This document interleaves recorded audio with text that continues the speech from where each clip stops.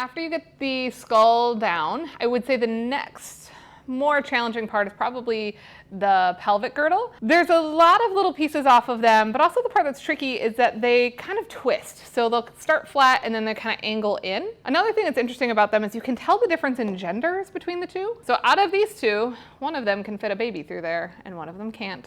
So when you're looking at the difference, males will have a pelvic angle less than 90 degrees versus females, it will be greater than 90 degrees. If you tilt it, the coccyx here is going to be tilted in more for males, and females, it's further back. So if this is a baby's head, it can fit through for a female, but not for a male.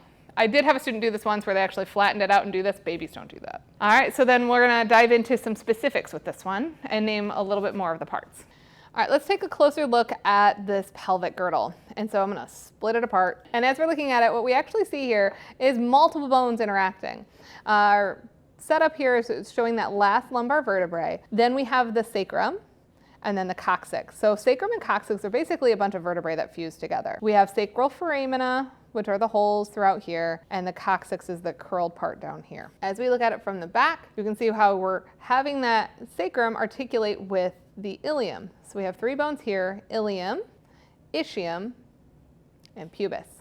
And so they kind of curl around. I'm gonna set this one aside because we don't think we need to look at those anymore and focus just on those three. So collectively, these are what we call our ox coxa. The ilium is going to be the one that has the big arch. This is the one, if you were to kind of feel for your hip bone, you would be probably feeling, especially if you've reached kind of the front of your hip, that would be this process here. It's on the front side, so it gives you some landmarks. So since it's on the front, we're going to name it that way. We're going to say it's the anterior, and there are two that stick out. So it's the anterior superior, because it's above this one. It's on the ilium, so we call it the iliac, and it's a spine because it's pointy. So the anterior superior iliac spine is right there. That makes this one the inferior. So anterior inferior iliac spine. So you're naming it for what side you're on, if you're top or bottom, tell what bone you're on, and name the feature. We have the same thing happening in the back. So there's a iliac crest that reaches back. Then we have two bumps here. This is the posterior side now. So we have the posterior superior iliac spine. Here we're in the back, so posterior.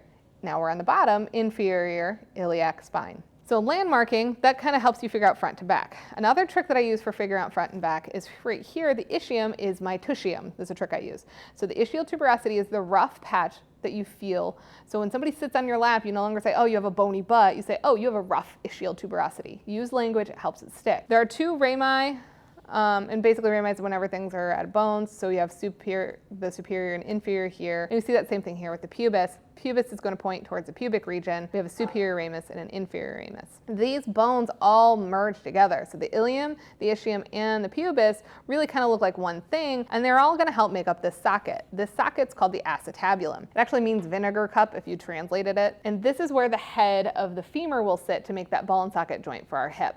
Now, couple of other features to get through. We have an opening here that's called the obturator foramen. I always kind of think like operators would sit on their butt, so that's how I remember it's going to be in this bone. And then as we flip it over, we have two notches separated by a spine in the ischium, so this is your ischial spine. We have a big notch here, so this is going to be the greater, and then we have a smaller one that would be your lesser, and we're going to name it for the nerve that's going to pass through. So the nerve here is the sciatic nerve. So we have the greater sciatic notch, and then we have our lesser sciatic notch, and that is our ox coxa.